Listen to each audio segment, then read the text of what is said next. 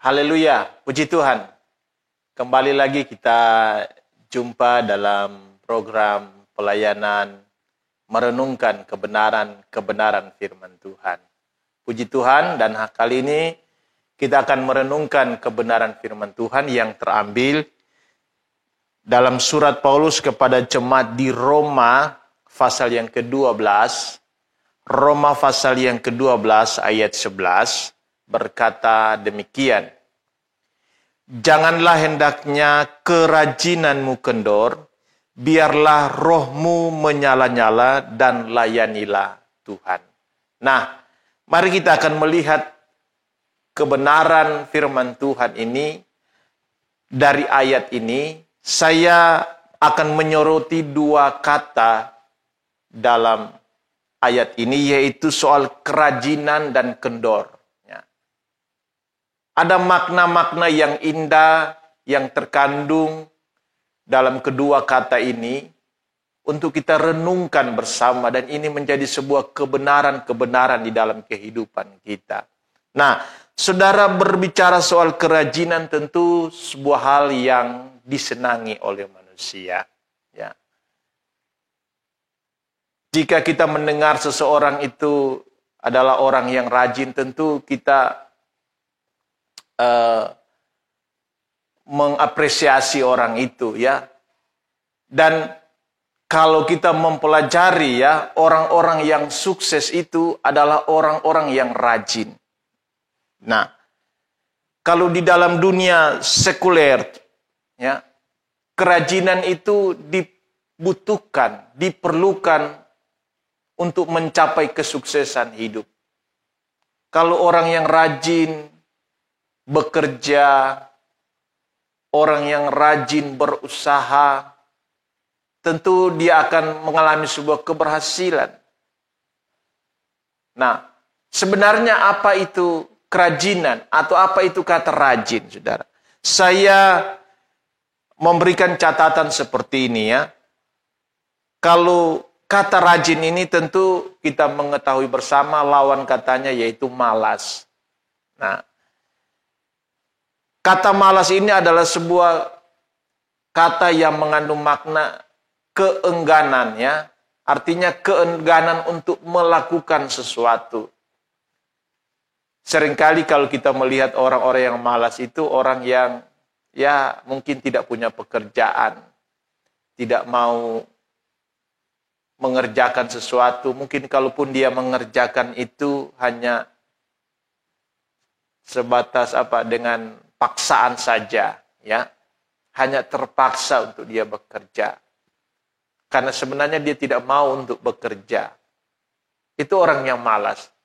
Tetapi orang yang rajin, ya, kata rajin di sini yaitu ada sebuah tindakan kontinuitas, ya. Secara konsisten dia mengerjakan sebuah pekerjaan dengan baik. Itu orang yang rajin. Saya memberikan contoh ilustrasi seperti ini, ya.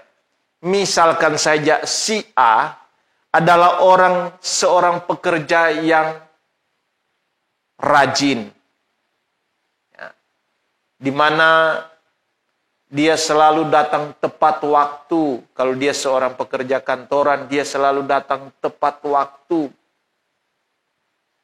Dan dia akan pulang mungkin yang paling akhir, karena harus menyelesaikan pekerjaannya. Karena orang ini orang yang tekun, orang yang rajin untuk bekerja. Jadi dia tidak mau menyia-nyiakan, ya, waktu itu, sehingga dia mungkin datang lebih awal. Dan mungkin dia pulang yang paling akhir. Ini orang yang rajin dalam perumpamaan saya. Nah, perumpamaan yang kedua si B, ya. Si B ini orang yang malas. Kalau dia seorang kantoran, ya, dia mungkin datang paling terakhir, ya, terlambat, ya, sering terlambat datang kantor. Karena dia orang yang malas, ya, mungkin saat dia datang kerja, dia mau supaya lekas-lekas untuk pulang. Jadi dia datang yang terlambat dan pulang paling awal. Nah, ini ilustrasi saja saudara untuk orang yang rajin dan orang yang malas. Artinya bahwa perbedaan ada ya. Dan itu kelihatan sekali. Nah, firman Allah juga ya, ayat-ayat firman Allah membedakan antara orang yang rajin dan orang yang malas ya. Kalau saudara baca itu di kitab Amsal ya, misalkan Amsal 12 ayat 27, orang malas tidak akan menangkap buruannya, tetapi orang rajin akan memperoleh harta yang berharga. Ya, bahkan ayat yang lain lagi dia di pasal 12 ayat 24 dalam kitab Amsal, tangan orang rajin memegang kekuasaan, tetapi kemalasan mengakibatkan kerja paksa. Nah, jadi betapa pentingnya, betapa dibutuhkannya itu sebuah kerajinan. Karena ternyata orang yang rajin itu dekat dengan kesuksesan. Sedangkan orang yang malas itu, dia dalam bahaya kegagalan. Tidak sukses, tidak akan berhasil. Nah, kerajinan itu tidak hanya dibutuhkan di dalam dunia sekuler. Tetapi dalam kehidupan rohanimu, bagaimana hubunganmu dengan Tuhan, di sana dibutuhkan kerajinan. Sehingga kata rajin sini memberikan sebuah arti yang penting bagi kehidupan rohani kita, bagi kehidupan hubungan kita dengan Tuhan. Jika engkau rajin ya melayani, jika engkau rajin berdoa, jika engkau rajin beribadah, maka engkau sedang dekat dengan berkat Tuhan. Engkau sedang dekat dengan lawatan Tuhan. Engkau yang tetap setia dan rajin tidak pernah putus-putusnya untuk berdoa, untuk mencari hadirat Tuhan. Engkau akan melihat keberhasilan yang Tuhan akan nyatakan di dalam hidup. Tapi engkau yang malas ya.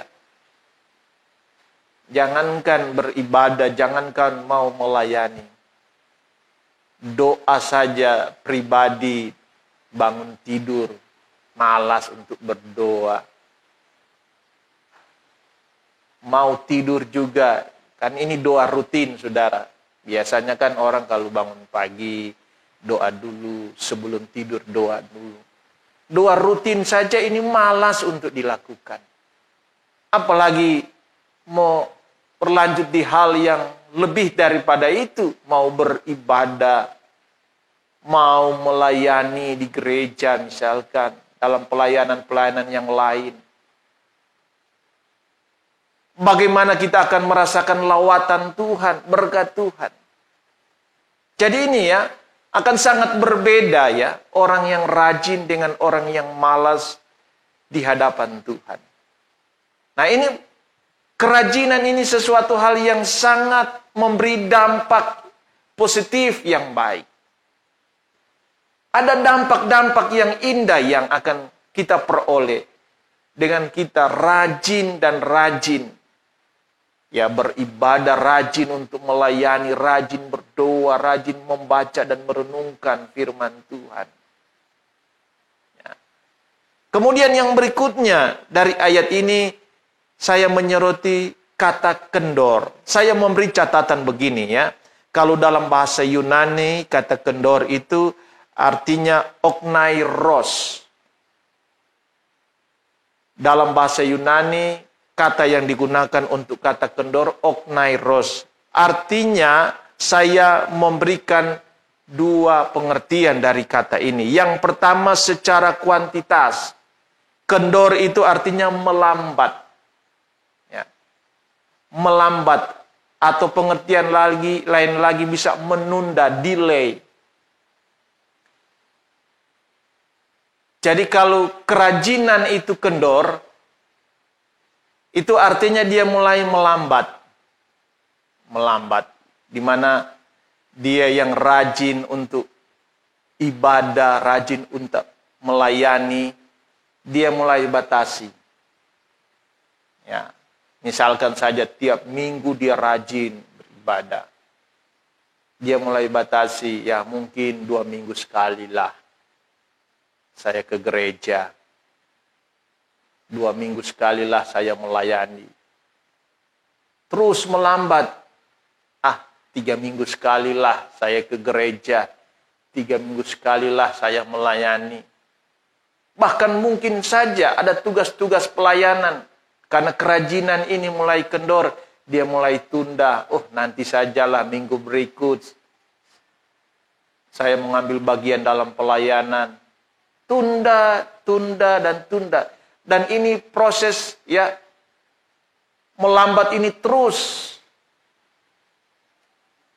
Dan terus akhirnya dia berubah dari orang yang rajin menjadi orang yang malas. Nah, dari segi kuantitas, saya berikan pengertian bahwa kata kendor artinya melambat atau menunda. Yang kedua, secara kualitas dari kata ini, artinya bahwa sebuah kerajinan yang timbul mungkin nanti saat ada pergumulan, ada masalah hidup, baru dia datang, menjerit-jerit, berdoa, tekun untuk berdoa. Nanti kalau ada masalah dia datang berdoa. Ataupun sebaliknya, nanti diberkati Tuhan, nanti dibuat sukses oleh Tuhan, baru dia datang berdoa, mencari Tuhan, bersyukur. Begitu usahanya lagi tidak diberkati, begitu datang krisis moneter sehingga berpengaruh kepada keuangannya, finansialnya, perekonomiannya, mulai dia kecewa, mundur.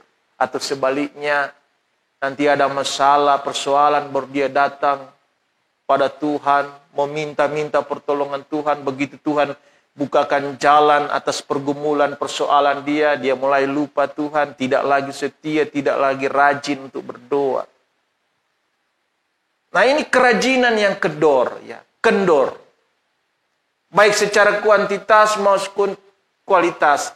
Terlihat kemerosotan kerajinan itu. Nah, dalam kehidupan rohani kita dengan Tuhan, dalam kehidupan pelayanan kita dengan Tuhan, kita harus mewaspadai, jangan sampai kerajinan kita kendor.